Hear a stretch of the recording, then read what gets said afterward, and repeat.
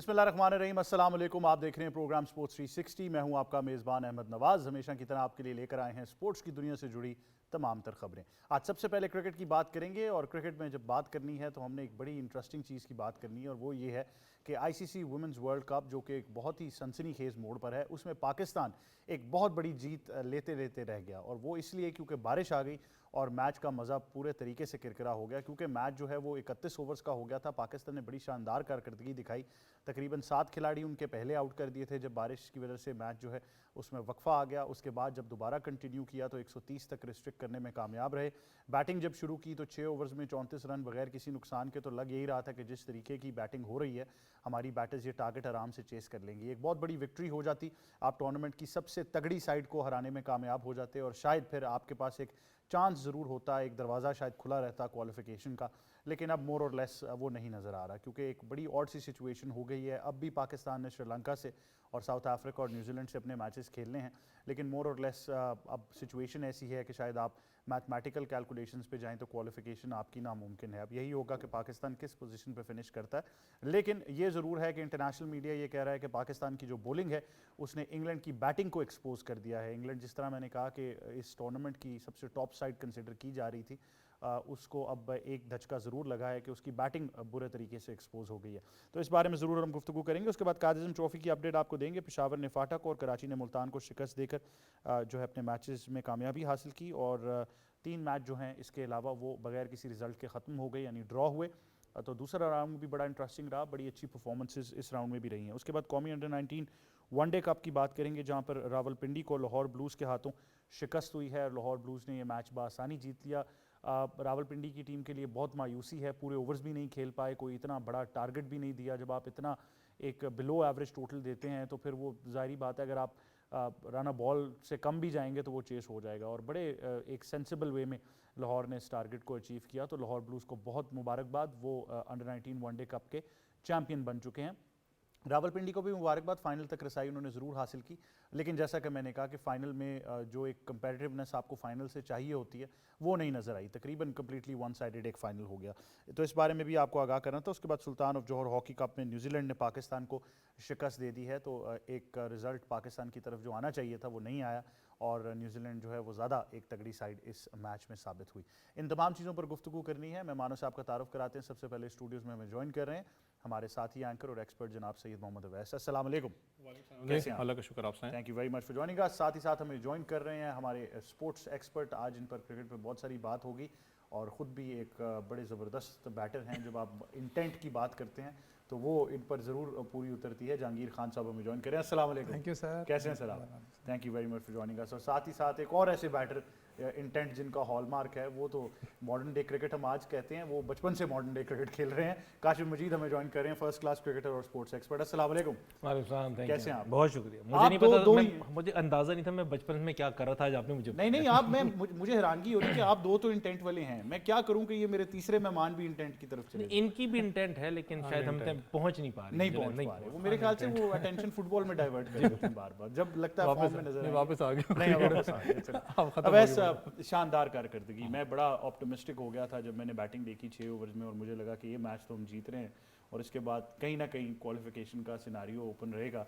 लेकिन किस्मत ने साथ नहीं दिया। हाँ, कल हम यही बात कर रहे थे, बल्कि मजाक कर रहा था, मैं क्या ज़बान दिखा दें आपकी। लेकिन यार कल बड़ा एक इंपॉर्टेंट इसलिए भी था कि जिस तरीके से, अगर आपने कल के मैच की बात की, अगर आप ओवरऑल परफॉर्मेंसेस देखो, चाहे इंडिया वाले मैच में बॉलिंग यूनिट की बात कर रहा हूँ, ऑस्ट्रेलिया वाले मैच में और इस मैच के अंदर आपकी बॉलिंग यूनिट है, दैट शोज कि उनके पास वो एक बैकबोन है, वो टफ टाइम दे सकती है। मसला सारा आपकी बैटिंग ऑर्डर का है। लेकिन कल आप देखें जिस तरीके से फातिमा सना ने एक लीड किया पाकिस्तान टीम को विद द अटैक, आप दूसरा डियाना बेग की बात करें, स्पिनर की बात करें, नशा सिंधु की बात करें, दैट शोज के पाकिस्तान का बैकबोन है बॉलिंग यूनिट के अंदर। सिर्फ शायद उनको ज़्यादा, मैं कहता हूँ, मौका चाहिए बड़ी टीम्स के खिलाफ खेलने का। बैटिंग में कल थोड़ा सा आपको पता है, मुझे फिर भी था कि जब हम मजाक से कह रहे थे कि 150 शायद अगर हो गया तो मुश्किल होगा चेज में, लेकिन कल एक अच्छी बात लगी, स्कोर कम था बोर्ड के ऊपर। जब बारिश के बाद मैच स्टार्ट हुआ, जो ओपनर्स उन्होंने बड़ा केयरफुल खेला। मैं, क्योंकि आप भी सना से टच में थे, मैं खुद था, मैं कहा कुछ हो सकता है, बारिश रुक जाए, कुछ वो कहती मैंने रुकवानी। लेकिन जिस तरीके से कल पाकिस्तान टीम का एक अच्छी बात मुझे लगी, चाहे आप इंग्लिश मीडिया की बात करें, चाहे एक्स क्रिकेटर्स की बात करें, फीमेल क्रिकेटर्स की, वो बात करने पे मजबूर हो गई कि इस टीम के अंदर इतनी पोटेंशियल है कि ये बड़े से बड़ी टीम को अगर पहले बॉलिंग करवाते हैं रेस्ट्रिक्ट कर सकते हैं। मुझे पता है बीच में लूप होल्स आपके आए हैं कि आपने आखिरी ओवर में कल भी स्कोर थोड़ा सा दे दिया आपने। मसला आपका बैटिंग का है। फिर अगर आप इन बड़े टूर्नामेंट्स के अंदर आप सर्वाइव करना चाहते हो, जो हम कल बात कर रहे थे कि आप अभी भी आखिरी पोजीशन पे हो, क्वालिफिकेशन का मसला ना बन जाए फिर क्वालिफायर राउंड खेलना पड़े, बैटिंग के अंदर कहीं ना कहीं शायद आपको आलिया रियाज के आगे कोई और आलिया रियाज खड़ी करनी पड़ेगी ताकि वो, मैं ये नहीं कह रहा अक्कड़ है गरूर है, लेकिन ये ऑटोमेटिक सिलेक्शन वाला जो दिमाग में बैठी हुई चीज़ उसको आपने तोड़ना है। आपका बैटिंग का मसला है सारा। आपके मिडल ऑर्डर के अंदर निदा डार शायद कल आपके उसमें दूसरे प्लेटफॉर्म पे भी थी, उसकी कमी आपको महसूस होती है। ऐसा सीनियर कैंपेनर की बात करें, फिर मुझे अभी तक एक चीज़ समझ नहीं आती, फातिमा सना ऐसा, आपने कल कप्तानी की बात की थी, कल कप्तानी उनकी अच्छी नजर आई। मैं बॉलिंग यूनिट में बात कर रहा हूँ, फील्डिंग में आखिर में थोड़ा सा लूप होल आपको जरूर नजर आ रहा था कि वो शायद प्रेशर कंटेन नहीं कर पाई।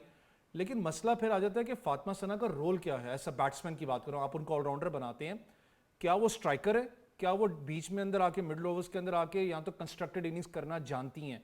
ये जो रोल डेफिनेशन है ना, ये पाकिस्तान टीम में अभी भी मिसिंग है। लेकिन एक अच्छी बात है कि पाकिस्तान वुमेन्स टीम ने, ऑस्ट्रेलिया हो चाहे इंग्लैंड हो, इंडिया को भी मैं कह रहा हूँ क्योंकि इंडिया 300-350 है, मुझे पता है विकेट डिफरेंट है, श्रीलंका है, सारे मामलात हैं, लेकिन ये दो टॉप की टीम्स ऑस्ट्रेलिया इंग्लैंड कल इतना मिसहैप होते हुए रह गया कि शायद टॉप 4 के अंदर कुछ ना कुछ हलचल हो अच्छा, जाती। आपकी बात ठीक है, अगर ऑस्ट्रेलिया के खिलाफ भी 200 ना करवाते, कहीं 150 तक होता तो हमारे पास एक अपॉर्चुनिटी ज़रूर थी। लेकिन बैटिंग का तो मसला है और बॉलिंग का नहीं रहा। लेकिन मेरे हिसाब से बॉलिंग में अभी भी एक लूप होल है कि डायना दो अच्छा परफॉर्म कर रही हैं बट रन्स बहुत ज़्यादा लीक कर रही हैं। आई थिंक उसकी वजह से वो 40-50 रन्स का फ़र्क जो है वो बड़ा वाजे हो जाता है। लेकिन जहांगीर साहब, आप क्या कहना चाहेंगे, क्योंकि इंग्लैंड एक बहुत तगड़ी साइड है, उसको कल बारिश ना होती तो शायद हम ये मैच जीत जाते, लेकिन वो शायद अभी भी है क्योंकि बैटिंग ने बहुत मायूस किया इस टूर्नामेंट में। बिल्कुल अहमद भाई, ऐसे देखें जिस तरह शुरू से तो पाकिस्तान टीम की इस तरह की परफॉर्मेंस नहीं थी, लेकिन कल एक होप हमें मिली है कि वाकई पाकिस्तान टीम जो है वो बड़ी से बड़ी टीम को कम्पीट कर सकती है। मेरे ख्याल में अगर कल पाकिस्तान जीत जाता तो काफ़ी सारी होप्स जो है हमारी वो रहती कि हमने आगे जाना है। लेकिन शुरू में अगर आप देखें तो हमारी बॉलिंग जिस तरह है उस तरह बैटिंग परफॉर्म नहीं कर रही,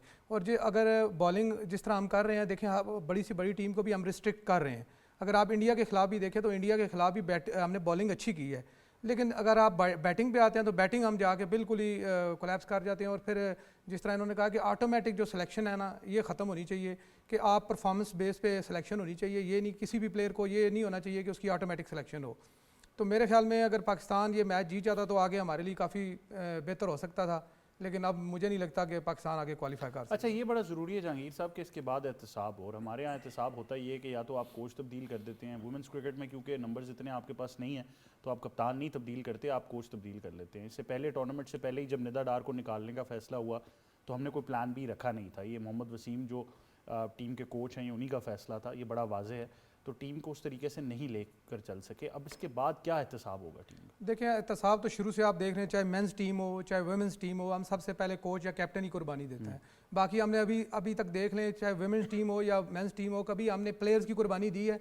हमने कभी ये देखा है कि इसकी परफॉर्मेंस ठीक नहीं है, आप इसको नेक्स्ट हम इस फर्स्ट क्लास में भेजेंगे, वहाँ पे परफॉर्म करेगा और फिर वापस आएगा। प्लेयर्स की तो हम बात नहीं करते, हम फ़ौरन कोच और कैप्टन को चेंज कर देते हैं। तो वुमेंस क्रिकेट में तो मेरा ख्याल में आपको ये भी करना मुश्किल होगा, क्योंकि आप अगर बार बार कैप्टन चेंज करेंगे तो वुमेंस टीम के आगे ही नंबर्स हमारे पास कम है कि हमने आगे भी हमने कैप्टन चेंज किया, हमारे पास कोई होमवर्क नहीं था। तो अब भी अगर हम फ़ौरन चेंज करेंगे तो फिर हमारे लिए और मसला बनेगा। मैं नहीं समझता कि अभी कैप्टन चेंज करना चाहिए या कोच चेंज करना चाहिए। मैं कहता हूँ कि इसकी बैटिंग के ऊपर हमें तवज्जो देनी चाहिए, प्लेयर्स हमें नए लाने चाहिए, हमें ऑटोमेटिक सिलेक्शन खत्म करनी चाहिए, इस चीज़ पे हमें ज़्यादा फोकस करना चाहिए। बिल्कुल। कासिम मजीद, क्या ऐड करना चाहेंगे? अब अवैस जिक्र कर ही दिया, मेरी साबिक कप्तान निदा डार से जब बात हुई तो मैंने उनसे भी पूछा कि आप जब कप्तान थी, आपने इस बैटिंग के मिडिल ऑर्डर को ज़्यादा स्ट्रेंथन करने के लिए क्या किया था, और आपके जाने के बाद आपको क्या लगता है क्या फ़र्क आया? तो उन्होंने तो पहली चीज़ वही कंसिस्टेंसी की बात की कि जब सेटअप चेंज होता है तो सारे मामला चेंज हो जाते हैं, तो एक जो हम पॉलिसी कैरी कर रहे होते हैं वो फ़ौरन ही डिसकंटिन्यू हो जाती है, इससे बहुत फ़र्क पड़ता है। लेकिन वो एक और चीज़ का भी मौक़िफ़ दे रही थी, वो ये चाह रही थी कि T20 क्रिकेट और वनडे के प्लेयर्स अब आप आइडेंटिफाई कर लें कि कौन से हो सकते हैं। आई गेस एक अच्छी सजेशन है। दूसरी देखिए, मैं हमेशा ये कहता हूँ कि जो फिजिकल स्ट्रेंथ होती है एक बैटर की टू क्लियर द फेंस, वो हमारे किसी बैटर में हमें नज़र नहीं आती। मोस्ट प्रोबेबली अगर जितनी क्रिकेट आपने देखी और मैंने देखी, आयशा नसीम के अलावा कोई भी एट विल छक्के मारने वाला प्लेयर हमें मिला ही नहीं, और वो भी अब मौजूद नहीं है टीम में। सो हमारे पास जो शॉट रह गई हैं या जो प्लेयर्स हमारे पास रह गई हैं, वो एंटायरली कट और स्वीप पे चल रही हैं, दैट इज इट। अभी तक हम उन्हीं प्लेयर्स को जो कि 31 साल की हो गई हैं, पिछले 8-10 साल से खेल रही हैं, उन्हीं की जो शॉट्स, क्रिकेटिंग शॉट्स है वो डेवलप नहीं कर पाए। मैं हमेशा ये कहता हूँ कि हमारे पास कितनी प्लेयर्स होंगी जो स्पिनर्स को सामने वी में खेल के सिंगल ले लें, आइदर कट और स्वीप शॉट। तो ये जो बैटिंग की हमारी जो वीकनेसेस हैं वो थ्रू आउट हमें नजर आती हैं। अगर कल के मैच की बात करूं, मुझे सबसे अच्छी अपनी टीम की परफॉर्मेंस में ये लगा कि बिल आखिर हमने फास्ट बॉलर से आउट किए। वरना होता ये था कि फातिमा सना, डियाना बेग ने 2-2 4-4 ओवर किए, उसके बाद नशरा संधू, सादिया इकबाल, रामीन, ये सारी स्पिनर जो हिस्टोरिकली जो पाकिस्तान के लिए आउट करती हुई आ रही है बिकॉज अगेन वो जो बॉडी की स्ट्रेंथ है दैट मैटर्स। मैं मानता हूँ हम जिस जोग्राफिकल लोकेशन में रहते हैं शायद हमारी जो स्ट्रेंथ है अब वो हम compete नहीं कर रही यूरोप से, बट ऐसा भी नहीं है कि हमारे पास फास्ट बॉलर ही प्रोड्यूस नहीं हो रहा था। बट कल के मैच में हमने उस टीम को फास्ट बॉलर से परेशान किया कि जो कि आदी है फास्ट बॉलिंग को खेलने की। सो ये एक बहुत बड़ा प्लस जाता है। जहाँ तक बात हुई 131 की, विद द स्टार्ट हम बड़े होपफुल थे, लेकिन जब भी बैटिंग का जिक्र आता है और ख़ासतौर पे ख़वातीन की बैटिंग का जिक्र आता है, इस टीम की लड़ियों की बैटिंग का टीम का जिक्र आता है, तो मोस्ट प्रॉब्ली हम स्ट्रगल करते हैं हमेशा ये कहते हुए कि न जाने ये भी चेज़ होगा या नहीं होगा।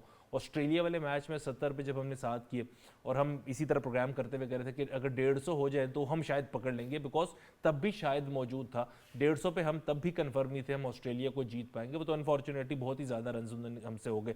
सो प्रॉब्लम मोस्ट प्रोबेबली मुझे लगता है कि आधा सॉल्व हो गया कि हमारी बॉलिंग किसी भी टॉप बैटिंग को रिस्ट्रिक्ट कर सकती है। अब हमें अपने बैटर्स पे काम करना है। अनफॉर्चुनेटली इस पे बिल्कुल काम नहीं हुआ। वो बैटर जो आज से 6 साल पहले जो स्ट्रोक्स खेल के सर्वाइव कर रहा था, आज भी उन्हीं स्ट्रोक्स के साथ सर्वाइव कर रहा है। मैं ये नहीं कहता कि नए शॉट डेवलप्स कर दिए जाए, मैं ये ज़रूर कहता हूँ कि नए शॉट्स इस हद तक हमारे पास मौजूद हों कि उन बॉल्स को निगोशिएट करना आ जाए, उन पे सिंगल्स करना आ जाए।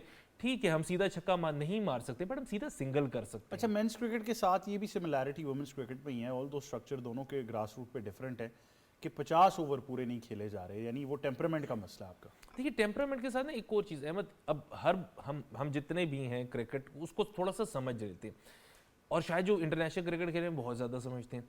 तो जब 5, 6, 7, 8 डिलीवरीज मुसलसल डॉट हो जाती हैं तो प्रेशर आ जाता है। अब हमारे पास स्केप शॉट क्या है, स्वीप या कट, और बड़ा शॉट है ही कोई नहीं। तो वो जो 5, 7, 8 डिलीवरीज डॉट हो रही हैं, अगर हमें उस पर स्ट्राइक रोटेशन या सिंगल्स करने आ जाएं तो मोस्ट प्रोबेबली बड़ा आसान हो जाएगा हमारे लिए कि बड़े शॉट ना ही मारने पड़े। देखिए बड़ा शॉट मारने के लिए भी आपको, मैं अगेन स्ट्रेंथ की बात करूंगा, ये एक बेसिक टेक्निक की बात करूंगा, ये जो बेस होती है प्लेयर की, बैटर की, उसकी बात करूंगा, तो वो एग्जिस्ट नहीं करती। तो हमारे पास स्केप रूट क्या है कि डॉट ना होने दें और उसके लिए कि हमारे सिंगल्स चलते रहे। अनफॉर्चुनेटली वो भी नहीं हो पा रहा। सो जो 50 ओवर ना खेलना है वो इसीलिए कि किसी भी बैटर का स्ट्राइक रेट उठा के देख ले, 70s में भी हार्डली किसी का मिलेगा, ये 60s में सबका स्ट्राइक रेट है। और अगर मैं 300 गेंदों पे यानी 100 गेंदों पे 60 करता हूं तो 300 गेंदों पे जाके 200 बड़ी मुश्किल से होता है। इसीलिए हम उस दिन ऑस्ट्रेलिया की भी मिसाल दे रहे थे कि उन्होंने प्रेशर को अब्जॉर्ब करने का तरीका ही ये रखा कि आप स्ट्राइक रोटेट करते रहे और रन्स चलते चले जाएं। देखिए रन्स चलते जाएंगे ना तो आपका जो बॉलिंग डिपार्टमेंट होती है, जो उस टाइम फील्डिंग टीम होती है, वो सोच पे मजबूर होती है टू डू समथिंग न्यू। और अनफॉर्चुनेटली ऑस्ट्रेलिया वाले मैच में मुझे शायद जो गार्थ जब बारी कर रही थी तो मुझे उस पर कोई प्रेशर बनाते हुए नजर ही नहीं आया। अगर ऐड कर लें कैप्टनसी की बात, गार्थ ने मेरे ख्याल में 50 के करीब डिलीवरीज खेली विदाउट स्लिप या सिली पॉइंट या कोई शॉर्ट कवर, शॉर्ट लेग, उस पर प्रेशर नहीं आया तो मोस्ट प्रॉब्ली मूनी पे तो आना ही नहीं था। सो दिस इज वेयर कहीं कैप्टनसी रह गई, कहीं पे बॉलिंग रह गई, लेकिन मोस्ट प्रॉब्ली इस पूरे वर्ल्ड कप में देख लें तो मसला एक है, वो बैटर्स का है। बिल्कुल। जी, थिंक टैंक का भी बता दीजिएगा ज़ात, क्योंकि हमें ये भी पता लगा कि वहाँ इतनी इनपुट आई नहीं उस मैच। देखिए मैं वो इसी पे आ रहा था, आपने कोचेस की बात की, वसीम भाई का चलो ऑब्वियसली प्रोफाइल डिस्कस करने की जरूरत सबको पता है। अगर थोड़ा सा मैं हट के सपोर्टिंग स्टाफ पे आ जाऊँ, वलीद उनके पास मौजूद है, मेरे साथ वो खुद भी रहा है मुल्तान में और रावलकोट, ये कश्मीर प्रीमियर में पाकिस्तान मेंस टीम के कुछ ना कुछ एनालिस्ट है, बहुत तगड़ा एनालिस्ट है, उसके पास सारा डेटा मौजूद होता है, वन ऑफ दी बेस्ट है। उसके बाद ताहिर खान, अगर काशिबे को भी याद हो, ऑफ स्पिनर था PIA का, बहुत अच्छा अपना वो भी कोच है, वो पाकिस्तान डोमेस्टिक के साथ भी काम करता रहा वुमेंस के बाद। मसला कहाँ पर आता है? मसला ये है कि आपके पास बैकअप प्लेयर्स कितने मौजूद हैं डोमेस्टिक सर्किट के अंदर। आपका एक अंडर 19 का भी टूर्नामेंट हो जिसमें 4 शायद आपने टीम्स खिलाई थी, मुझे याद हो। जो वुमेंस का हुआ था आपको भी पता है, मुझे पता है वो किस हाल में यहाँ पर टूर्नामेंट हुआ था। अनफॉर्चुनेटली कि आपके पास स्टेडियम होने के बावजूद आप अयूब पार्क में जाके करवाते हैं, लिटरली दुख था इस चीज़ के बारे में। मसला मुझे क्या आता है कि जिस वक्त आप स्ट्रक्चर की बात करते हो, PSL आपका है नहीं यहाँ पर। जो वुमेंस की बात करें, 2-3 मैचेस उसके बाद खत्म हो गया। आपने भी इंटरव्यू लिया, मैंने भी लिया, उन्हें कहा प्लेयर्स में है पोटेंशियल, PSL जैसा कोई ब्रांड हो। पाकिस्तान क्रिकेट बोर्ड की लाइजॉनिंग तो है ना डिफरेंट क्रिकेट बोर्ड्स के साथ। यूएई ने भी ये काम किया था, उनकी उधर स्ट्रक्चर वुमेंस क्रिकेट का नहीं था। उन्होंने क्या काम किया, उन्होंने उठा के जो थोड़े से दोस्त ममालिक थे जो नॉन टेस्ट नेशंस हैं, उनकी टीम से बात करके उनकी वुमेंस को वहाँ पर ट्रैवल करवाया, वहाँ जाके लीग क्रिकेट खिलाई। वो स्ट्रक्चर बनते बनते बनते आज आपके सामने है कि उनकी लड़कियाँ एक दो जाके इंग्लैंड भी अब रिप्रेजेंट कर रही हैं, जो ब्रिटिश बॉर्न थी, यूएई के लिए खेल रही थी। आपने वो चीज़ आज तक सेकेंडरी सब्जेक्ट रखा हुआ, आपने डिस्कस ही नहीं किया। आप अभी भी बैठ के इसको थिंक टैंक की बात कर लो, मैं आपको लिख के कहने के लिए तैयार हूँ, जैसे वो इंडियन टीम के शोर मचने लग पड़ा ना कि हम इनके ऊपर पैसे ना लगाएं अगर आईसीसी का मसला ना बीच में आए, आपका भी वही कहीं ना कहीं मसला है कि यार अगर हमने वुमेन्स टीम ना खिलाई तो आईसीसी हमारे पर लेकिन वैसे मैं इसके वर्क्स भी सोचना चाहता हूँ। मैं हमेशा हम यहाँ पर इन प्लेटफॉर्म्स पे बैठ के बोर्ड को क्रिटिसाइज़ करते हैं, हम स्ट्रक्चर को क्रिटिसाइज़ करते हैं, हम ग्रास रूट लेवल की बात करते हैं, और हम सब करते हैं, इस बात को तस्लीम करना चाहिए। लेकिन एक बात जो हम नहीं करते वो ये है कि प्लेयर खुद कितनी इंडिविजुअल एफर्ट पुट इन करता है। अब आप जिस इंडियन टीम की बात कर रहे हैं, उनकी जितनी इंडिविजुअल प्लेयर्स हैं, उनकी इंडिविजुअल आप ट्रेनिंग्स उठाकर देखें कि वो कहाँ जाती हैं ऑफ सीज़न में, वो नेट्स में किसके साथ प्रैक्टिस कर रही हैं, वो कौन सी अपनी शॉट्स पे काम कर रही हैं। आपकी ये जितनी प्लेयर्स हैं, आपने कितनी वीडियोस देखी होंगी, चलें डिजिटल मीडिया की बात कर लेते हैं क्योंकि बड़ा पॉपुलर सब्जेक्ट है। कितनी आपने वीडियोस देखी होंगी कि आपकी इन बैटर्स में से मुनीबा या उमायमा या कोई भी जाकर या आलिया रियाज जाकर कोई कुछ डिफरेंट करने की कोशिश कर रहे हैं? यार ये अगर मैं ओवरऑल टीम की बात करूँ, ऑब्वियसली नाम नहीं लेना चाहूँगा, 2-3 प्लेयर्स को ऐसे है कि पता लगता है कि क्योंकि जब फॉलो उनको करते हो कि यार वो रेगुलर बेसिस पे कहीं ना कहीं फिजिकल फिटनेस है उस पर काम कर रही हैं। आपकी बात बिल्कुल अच्छी है। बहुत सी ऐसी प्लेयर्स हैं जो आपकी नामवर प्लेयर्स हैं, उनको नहीं मैंने कभी देखा। एनसीए में भी जाता रहता हूँ, रेगुलर हो या कहीं ना कहीं टच में होता है बंदा, नहीं देखा कभी इनको प्रैक्टिस करते हुए ज़्यादा। दो चीज़ें फिर आ जाती हैं, मुझे पता है आप पाकिस्तान खेल रहे हो, सेंट्रल कॉन्ट्रैक्ट का भी मसला है, बाकी है। अगर मैं उस टीम को कंपेयर करूं, उनका सेंट्रल कॉन्ट्रैक्ट सिस्टम देखो, फिर उनका बैकअप आईपीएल का जो वुमेन्स का लीग है उसको देखें, उस लीग स्ट्रक्चर से वो कमाती कितना, उनका अपने हाई परफॉर्मेंस सेंटर की आपने शायद वीडियो पीछे देखी हो, literally that's called high performance centre, जो आज तक हम नहीं कर सके यहाँ पर, अनफॉर्चुनेट है।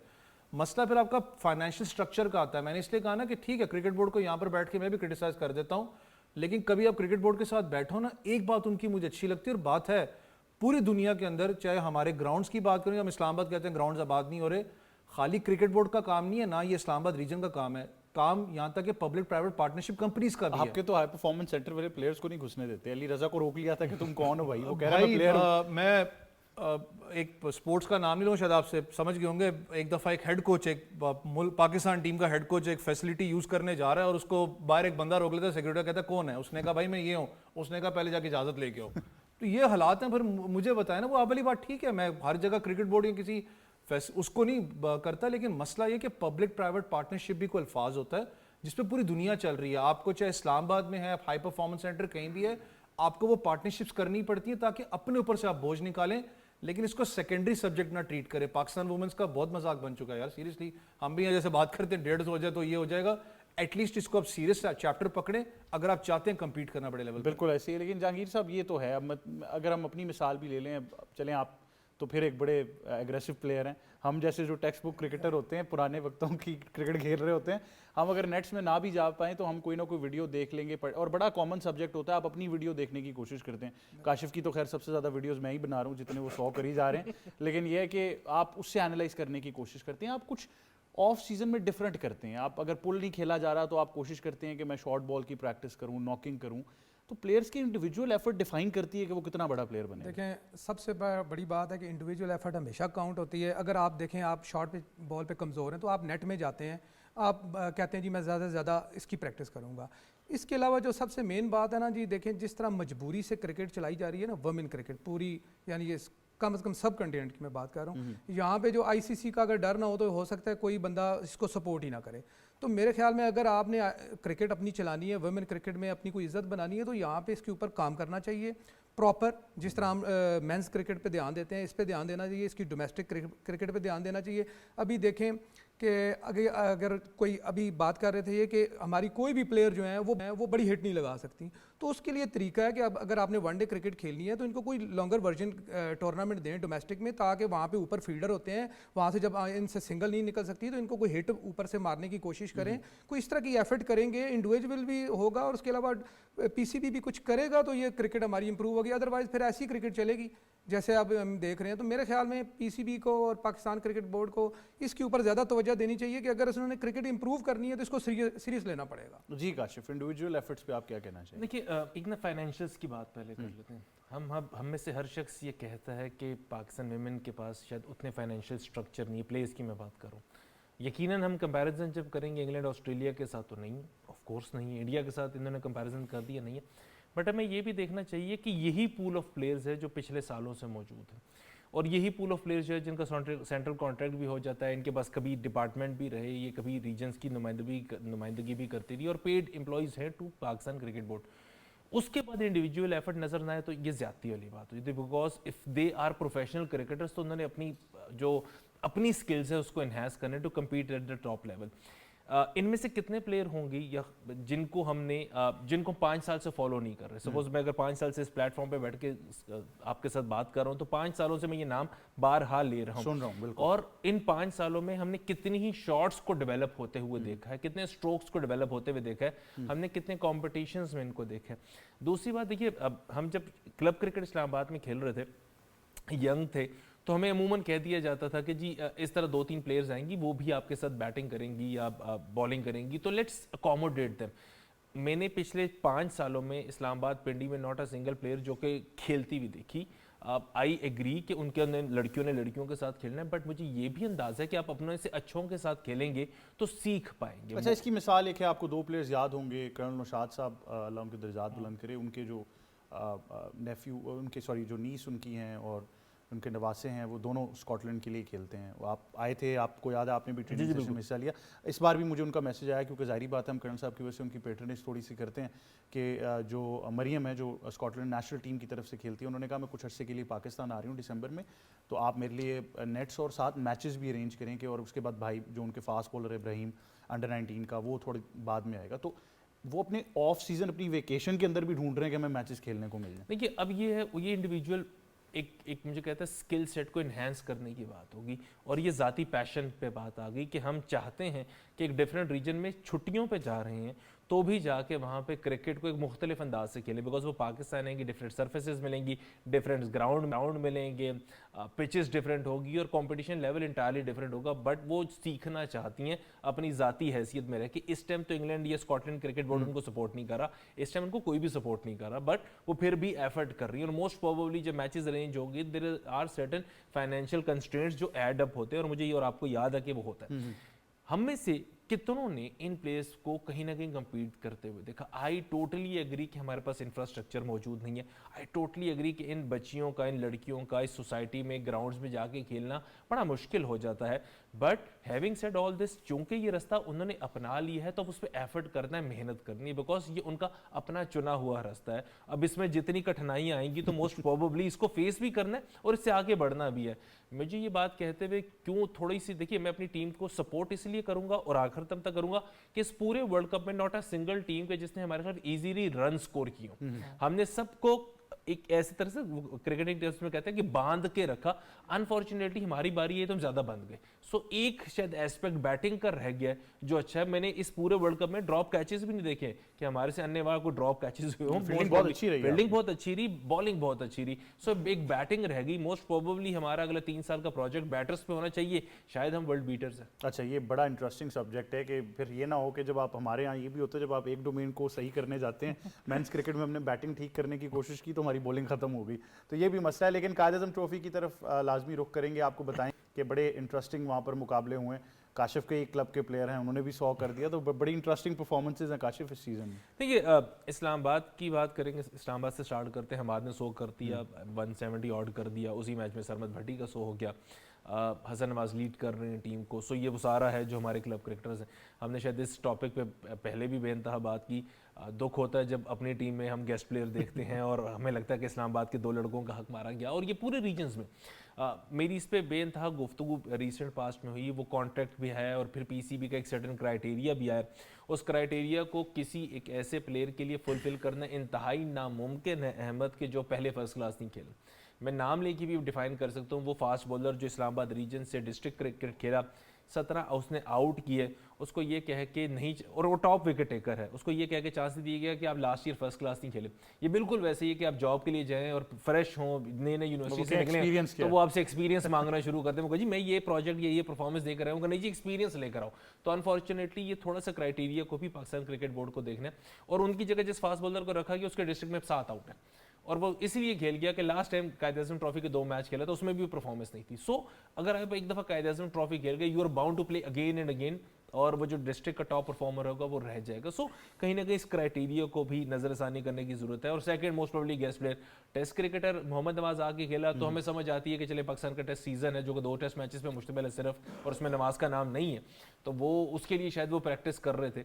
बट हैविंग सेड दिस कि ग्रेड 2 का प्लेयर आके फर्स्ट क्लास की टीम से इसलिए खेल रहा है कि उसका शहर क्वालिफाई नहीं कर सका, तो अगर वो इतना ही अच्छा था तो अपने शहर में रहते हुए क्वालिफाई करवा लेता उसको।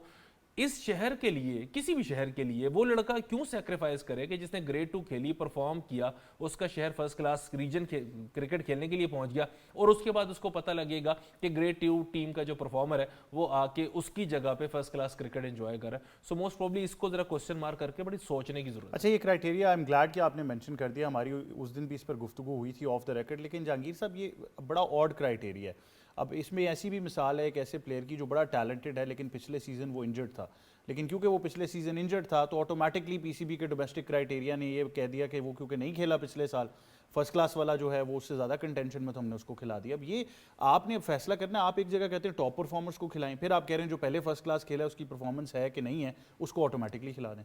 सबसे पहले तो ये देखें अहमद भाई, जो गेस्ट प्लेयर हैं वो कौन कौन सी टीम से खेल रहे हैं? पेशावर से खेल रहे हैं, वो इस्लामाबाद से खेल रहे हैं, इस्लामाबाद से खेल रहे हैं, और बावलपुर से खेल रहे हैं, फैसलाबाद से खेल रहे हैं। जो स्ट्रॉन्ग हैं रीजन्स वो नहीं खेलने देते, जो दूसरे रीजन है वो गेस्ट प्लेयर को खेलने देते। देखें ये बात है कि काशिफ भाई की कि जो अगर वो इतना ही अच्छा था तो वो अपने रीजन को जिता लेता। हाँ, एक अगर टेस्ट प्लेयर आया है उसने प्रैक्टिस करनी है वो एक अलग बात है, लेकिन गेस्ट प्लेयर अगर आप खिलाएंगे तो अपने रीजन से ज़्यादा करेंगे।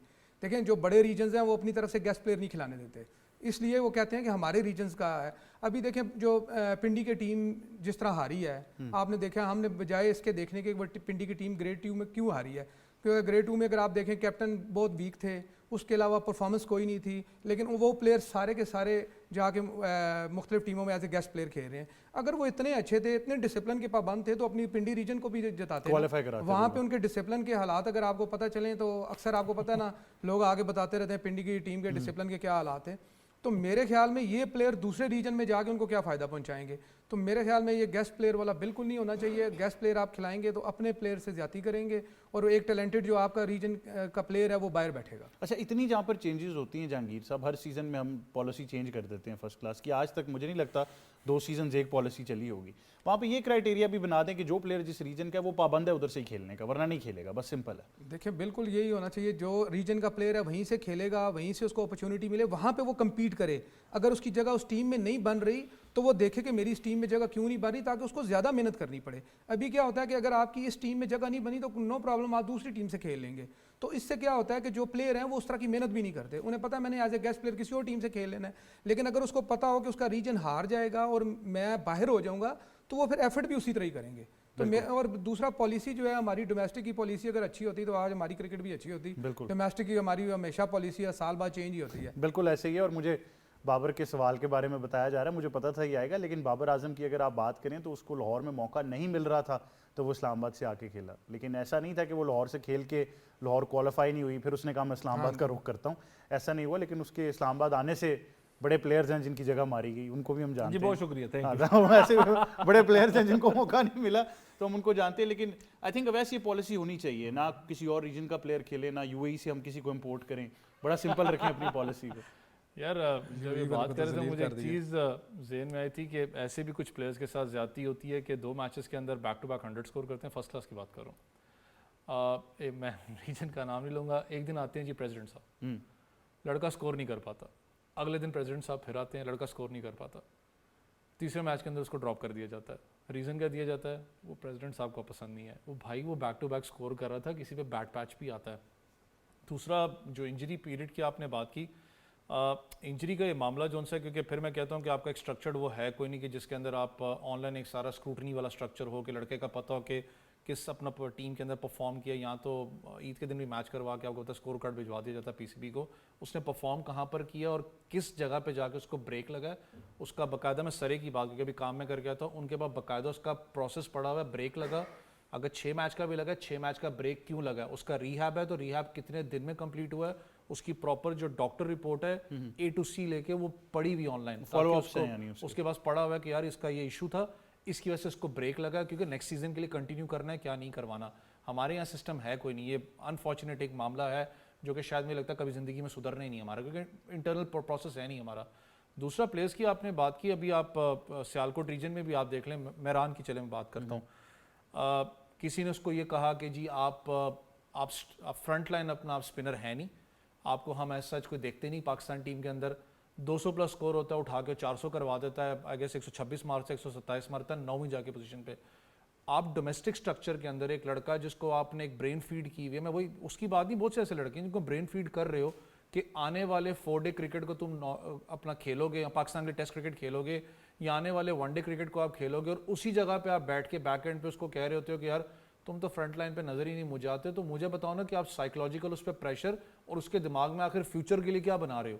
ये चीज़ें पाकिस्तान क्रिकेट बोर्ड को देखने वाली बात है। मुझे पता है विद ड्यू रिस्पेक्ट, मैं भी मैनेजमेंट में काम करती हूँ टीम का, आपने मैनेजर्स रखे हुए हैं, लेकिन खुदारा ये चीज़ ना देखें वो चौधरी है या वो मलक है, खुदा का वास्ता ये भी देख लें कि उसके पीछे कितनी अपना ऐसा मैनेजमेंट। लेकिन ये क्या हो रहा है, क्योंकि आप भी लेवल 2 के कोच हैं, ये चीज़ें क्या कोचेस रिपोर्ट लिख रहे हैं, क्या टीम मैनेजर्स की तरफ से, रीजनल मैनेजर्स की तरफ से कोई रिपोर्ट जा रही है, रीजन का हेड जो है वो हर सीजन में बता रहा है पीसीबी को कि जी ये मेरे टॉप परफॉर्मर्स हैं? अहमद भाई, अगर कुछ मैनेजर्स को बुलाए ना शो पे हम लोग, तो उनको पूछे ना रिपोर्ट लिखी है, कभी उनको रिपोर्ट भी लिखने नहीं आती होती होगी। जो लेवल 2 कोचेस की आप बात करें, यहाँ पर एक क्राइटेरिया सबसे बड़ा मसला क्या है हमारे, जिसने लेवल 1 भी किया होगा ना, अच्छा 60 फर्स्ट क्लास खेला हुआ है, उठा के लगा दो रीजन टीम के साथ। मैंने कहा ना कि ज़रूरी नहीं है कि एक प्लेयर अच्छा हो और वो कोच भी अच्छा हो, ज़रूरी नहीं कोच अच्छा है प्लेयर अच्छा ना हो, मैनेजर एक टोटली डिफरेंट सब्जेक्ट है। मसला ये हमारे यहाँ पर कि आप उस पावर के बंदे को बनाते हो, जो उस रीजन का पावरफुल बंदा उठा के उसको टीम मैनेजर लगा देते हो। बहुत ऐसे कम होगा कि 1 2 शायद 3 या 4 टीमें अभी तक मैंने देखी जिसमें प्रॉपर मैनेजर्स लगे जिनको पता है कि मैनेजमेंट क्या होती है। बाकी वो जो मैनेजर्स लगे हैं सिर्फ पिक्चर्स के लिए लगे हैं वहाँ पर कि भाई बैठे हुए हैं कुछ प्लेयर्स के साथ, बस पिक्चर आ गई, प्रोफाइल आपकी कंप्लीट है। मैंने इसलिए कहा ना, स्क्रूटनी जब आप कहते हो ना, कोचेस तो सबको नजर आते हैं, बैक एंड पे सबसे बड़ा किरदार किसका है, वो मैनेजमेंट रोल का है। आपके मैनेजर्स क्या इतने केपेबल हैं कि वो फर्स्ट क्लास टीम को जाके रिप्रेजेंट करें? मैं नहीं कह रहा क्रिकेटर को जरूरी नहीं कि वो एक मैनेजर लगे, लेकिन उसको मैनेजमेंट का पता होना चाहिए, स्पोर्ट्स मैनेजमेंट क्या है। आपके ज़्यादातर नहीं पता, उनको बस पता है कि लग रहा है ये सीजन लगाओ, आपका ठप्पा लग गया पाकिस्तान क्रिकेट बोर्ड का, उसका फायदा क्या कि हर साल आप रिवर्स होते रहोगे, इधर नहीं है तो उठा के एबटाबाद फेंक देंगे। हम तो बात करते हैं गेस्ट प्लेयर्स की, गेस्ट मैनेजर्स भी। अच्छा, बाकी रीजन्स पे तो हम ये बात चलें कर सकते हैं, आप भी ऐड कीजिएगा, लेकिन साथ इस चीज़ में भी थोड़ी सी वैल्यू एडिशन कीजिएगा कि हमारे और यानी हमारे से मतलब इस्लामाबाद और रावलपिंडी में ये भी मसला है कि समझ ही नहीं आती कि रीजन को हेड कौन कर रहा है, हर 2 महीने बाद कोई ना कोई चेंज आ जाती है यहाँ पर। और उसके साथ एक चलिए इस सब्जेक्ट पे पहले बात कर लेते हैं। इस्लामाबाद की भी हमें समझ नहीं, हम मौजूद हैं। रावलपिंडी अभी रीसेंट पास जो है सभी साहब थे, अब नहीं है मेरे ख्याल में, कोर्ट में केस गया हुआ है, फिर पीसीबी के पास गया हुआ है, तो वो भी एक सिलसिला चल रहा है। अभी आप रावलपिंडी अंडर 19 की बात कर रहे थे कि वो फाइनल हार गई, तो वो अब अगर रनर अप ही हैं तो उनको तो ये नहीं पता वापस आके किससे मिलना होता है ना, कोई रीजन का बड़ा आगे उनसे मिलेगा तो उनको नहीं पता उन्होंने किससे मिलना, और अगर गलत बंदे से मिल लिया तो फिर जो शिकायत हो जाएगी कि तुम मुझसे क्यों मिले हो भाई। सो ये भी एक बच्चे कुछ जगहों पे ऐसा भी हुआ है कि जब टूर्नामेंट खेलने गए हैं तो रीजन का सदर कोई और था, जब वापस आए तो कोई और था। मैं इस्लामाबाद की बता सकता हूँ, हम एक टूर्नामेंट खेलने गए, रीजन का सदर और था, बीच में थोड़े से मसाइल है, वो मैनेजर ही वापस चला गया क्योंकि अब नए वाली जो रीजन था उसका नया मैनेजर चाहिए था भाई, और जो पिछला मैनेजर चला गया होटल के बिल उसके पास थे, तो बड़ा प्रॉब्लम भी हो चुका है टीम को। तो खैर अब मैं ऐड कर देता हूँ एक और सब्जेक्ट जिस पे बात नहीं हो रही, डोमेस्टिक क्रिकेट की बात हो रही है। हमारे पास जो कोचेस लाने का क्राइटेरिया किसी भी रीजन को, वो क्या है, वो इन्होंने बयान किया कि वो एक ग्रेड 2 का लेवल 2 चले, लेवल 2 कर लेते हैं, और वो एक अच्छा प्लेयर होगा या इंटरनेशनल क्रिकेटर रहा होगा। क्या वो उस रीजन का भी होगा? सपोजिटली मैं इस्लामाबाद की बात कर दूं, Shahid Nazir one of my favourite fast bowlers when in his playing days, और मुझे बड़ी खुशी है कि मैं उनको खेला हूँ, और मुझे बड़ा मुश्किल लगा था उनको खेलना। टू ऑल हिज रिस्पेक्ट, उनकी क्रिकेटिंग सेंस पे भी मुझे कोई इतराज़ नहीं, बट क्या वो सारा साल इस्लामाबाद में रहते? उनको पता है कि डिस्ट्रिक्ट क्रिकेट में किस प्लेयर ने टीम के लिए कितनी जान मारी, डिस्ट्रिक्ट के महीने मैच गालिबन जून या मई में हो रहे थे, तो किसकी कितनी स्ट्रेंथ थी, जो हर बॉलर को कहा गया कि जो बॉलर है वो अपने 15 ओवर्स पूरे करेगा, कप्तान ने उससे 15 ओवर्स कैसे पूरे करवाए, उससे आउट करवाने के लिए कप्तान ने उसको साथ क्या किया, और जब पार्टनरशिप लग गई थी तो कौन सा बॉलर अच्छा, बॉलिंग कप्तान कौन है इस्लामाबाद का? इस्लामाबाद का कप्तान है जी हसन नवाज साहब है। कोच कौन है इस्लामाबाद? मैं उनके ताल्लुकदार हो नहीं, गए। मैं तो ये बात कर ही नहीं रहा, मैं तो अपनी नॉलेज में इजाफा कर रहा हूँ। ताल्लुकदार हो नहीं गए। नहीं, मैं तो भाई काशिफ ने बात की ना, ये जबरदस्ती उस तरफ मुझे डिस्कशन मुझे नहीं मुझे जैसे काशिफ ने बात की कोचेस की, मुझे एक जगह से फ़ोन आता है, मैं शायद आपसे डिस्कस भी किया था, मुझे फ़ोन आता है कि अवैस जोन 6 का तुम्हें कोच लगा दे। मैं कहा भाई मैं किधर बैठा हूँ पता है?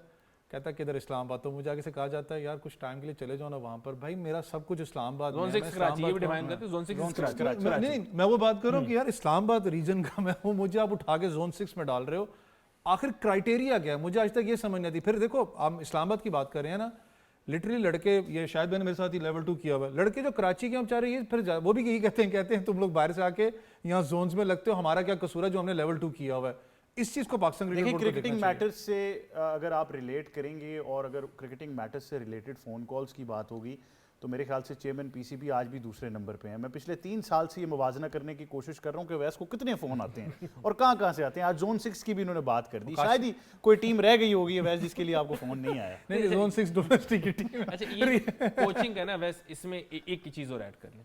एक तो कोच वो है कि जो सारा साल उस शहर में नहीं रहता, दूसरा उसको शहर की डायनामिक्स का भी नहीं पता।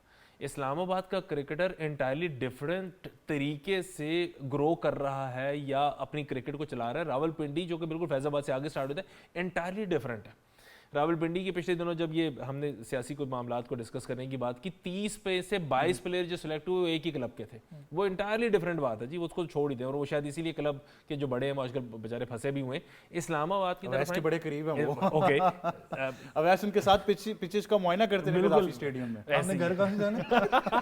तो इस्लामाबाद की बात करें तो डिफरेंट क्लब्स हैं और हर क्लब से 2-2 3-3 अच्छे प्लेयर जो हैं वो मिलते हैं। कोच को ये समझाने में के लिए कि ये डायनामिक्स कितने मुख्तलिफ हैं, हमारे पास टाइम नहीं है। वो आएंगे, उनके सामने एक सेट पीसीबी का क्राइटेरिया वो रख देगा और कोच फॉलो कर रहा है। मैं उनका कसूर भी नहीं मानता, बट उस क्राइटेरिया को फॉलो करते हुए क्या उन्होंने, अच्छा ये एक जरूर बता दूं कि आखिरी लाइन हर कॉन्ट्रैक्ट की तरह ये लिखी गई है कि तमाम सवाबदीदी इख्तियारात कोच के पास हैं, तो वो अपनी पसंद नापसंद ऐड कर रहे हैं। इस टीम में भी ऐड हो चुकी है उनकी अच्छा, आप पसंद तो ये नापसंद। बात करें, आपने कॉन्ट्रैक्ट का जिक्र कर ही दिया, वक्त थोड़ा सा कम है, मैं इसको कंक्लूड जरूर करता हूँ। मैं तो इस पे भी सवाल करूंगा, मैंने पहले भी किया था कि सीनियर मैनेजर डोमेस्टिक क्रिकेट जो है उनका भी क्राइटेरिया सिलेक्शन का मैं बता दें कि किस बेस के ऊपर, और फिर जो आपका एक ओवरऑल जॉब डिस्क्रिप्शन होती है और एक आई थिंक वो उसको बड़े सिंपल ज़बान में कह देते हैं कि अगर आपकी एक ओवरऑल रिपोर्ट होनी चाहिए कि अगर आपने क्या किया पूरे साल में, कितने डोमेस्टिक क्रिकेटर्स, टूर्नामेंट कराना है मुश्किल बात नहीं है कि टूर्नामेंट करा दिया। जहांगीर साहब, कभी आपने सोचा हो कि मैं भी कोच लग जाऊं किसी रीजन का? नहीं, हो सकता है जी, जिस तरह पॉसिबिलिटीज़ चल रही हैं हो सकता है सब कुछ। लेकिन सबसे पहले मैं आपको एक और बात बताऊं कि अभी जो बात आप कर रहे थे कोचेज़ उस रीजन से होने चाहिए। देखें, हम डोमेस्टिक क्रिकेट हम वहाँ पे लैग कर रहे हैं कि देखें कोई सेलेक्टर ग्राउंड में नहीं जाता मैच देखने। अगर कोई सेलेक्टर जाता तो जो हम बात कर रहे हैं कि ये देखता कि ये बैट्समैन ने किस कंडीशन में, किस पिच पे और किस ओपोनेंट्स के खिलाफ रन्स किए, फिर तो हमें पता चलता है जी ये सिलेक्शन कमेटी वाला वो सिलेक्शन भी करेगा तो उसे पता होगा कि इस प्लेयर ने क्या किया है। इसी तरह जब कोचेज़ हैं, कोचेज़ अब अगर आप उठा के फैसलाबाद का इस्लामाबाद लगाएंगे तो उसका वो उन्होंने हमेशा इधर तो नहीं रहना, उन्होंने तो 15 दिन बाद वापस फैसलाबाद चले जाना है। तो जो कोच यहाँ पे इस्लामाबाद में रहेगा वो उसका कैंप्स भी देखेगा, रोज़ाना उधर से गुजरेगा, अभी उसको ये भी पता चलेगा क्लब में कौन कौन सा लड़का परफॉर्म कर रहा है, डिस्ट्रिक्ट में कौन लड़का परफॉर्म कर रहा है, तो उसको सिलेक्शन में भी आसानी होगी। और उसको आखिरी हाल तो कोच ही होता है, सारे इख्तियार तो कोच के पास ही है। तो मेरे ख्याल में जिस तरह सेलेक्टर्स को हम कहते हैं जी उनको आना चाहिए, इसी तरह कोचेज़ को भी रीजन्स का ही होना चाहिए ताकि वो उन प्लेयर्स को कम से कम करीब से देख तो सकें कि कैसे परफॉर्म हो रहा है, कि कहाँ पे परफॉर्म कर रहे हैं। बिल्कुल ऐसा ही है। आप तीनों मेहमानों का बहुत शुक्रिया कि आप हमें ज्वाइन कर रहे थे। आई थिंक एक बड़ा वाज़ेह सूरत हाल है कि हम डोमेस्टिक क्रिकेट की बात कर लें या इंटरनेशनल क्रिकेट की बात करें, आप घूम फिर के वापस आएंगे रीजनल क्रिकेट के ऊपर ही। अगर पाकिस्तान में आज भी रीजनल क्रिकेट उसी मोड़ पर है जो आज से हम 5 साल पहले डिस्कस कर रहे थे, जिसमें खाली अगर मैं इस्लामाबाद की बात करूं 2 स्क्रूटनीज हो चुकी हैं, एडहॉक लग चुकी है, डिफरेंट मैनेजमेंट चेंज हो चुकी है, ग्राउंड्स का इशू रहा है उसकी जुरिस्डिक्शन का, लेकिन आज तक वो क्लब क्रिकेट उस लेवल की नहीं बहाल हो सकी जो हम शायद द ईयर 2007 या 8 में खेल रहे थे। तो आई थिंक ये एक बड़ा वाज़ेह मसला है और ये हल भी शायद नहीं हो पाएगा, क्योंकि अगर हम आज भी रीजनल सतह के ऊपर वो सख्त फैसले नहीं करते या पीसीबी बड़े सीरियस तरीके से नहीं देखता, तो I don't see cricket improving. But जाने से पहले आज हमारे पास एक बड़ी इंटरेस्टिंग आपके पास रिपोर्ट है। स्पोर्ट्स 360 की जो टीम है उन्होंने आपके लिए एक ऐसी खेल के बारे में रिपोर्ट बनाई है जो पाकिस्तान में मुझे लगता है टाइम्स कुछ इलाकों में क्रिकेट से भी ज़्यादा पॉपुलर हो जाती है। तो आप ये रिपोर्ट ज़रूर मुलाजा फरमाइए, लेकिन मुझे और टीम को दीजिए इजाज़त। अल्लाह हाफिज़। फुर्ती और टीम वर्क के बेहतरीन इम्तिजाज के साथ दुनिया के मकबूल तरीन खेलों में शुमार होने वाला खेल है, जिसे इंडोर और आउटडोर दोनों जगह खेला जाता है। अगर तारीख पर बात करें तो वॉलीबॉल 1895 में अमेरिका के विलियम जी मॉर्गन ने इजाद किया। इब्तिदा में उसे मैंटोनेट कहा जाता था, लेकिन वक्त के साथ ये वॉलीबॉल के नाम से दुनिया भर में मशहूर हो गया।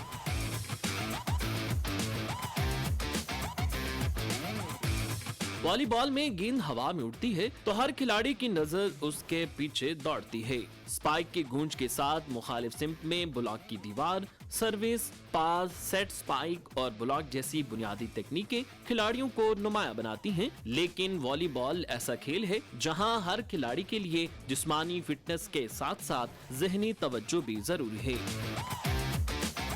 वॉलीबॉल ओलंपिक खेलों का भी हिस्सा है। ब्राजील, इटली, रूस, अमेरिका और पोलैंड वॉलीबॉल के बड़े ममालिक समझे जाते हैं। इन टीमों ने आलमी सतह पर कई टूर्नामेंट्स जीते हैं और शायकीन को शानदार खेल पेश किया है।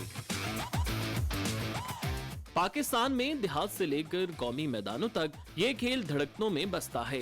मकामी सतह पर बात करें तो पाकिस्तान की शहरी आबादी के अलावा देही इलाकों में ये खेल खास तौर पर मकबूल है और ज्यादातर मकामी टूर्नामेंट्स में खेला जाता है। पाकिस्तान ने एशिया सतह पर वॉलीबॉल में कई कामयाबियां हासिल की हैं और पाकिस्तानी टीम अपनी सख्त मेहनत और जज्बे के बायस जानी जाती है। National volleyball championship, Quaid-e-Azam games, all Pakistan inter division tournament समेत सूबाई लेवल पर मुकाबलों में खिलाड़ियों ने कामयाबियां समेटी हैं।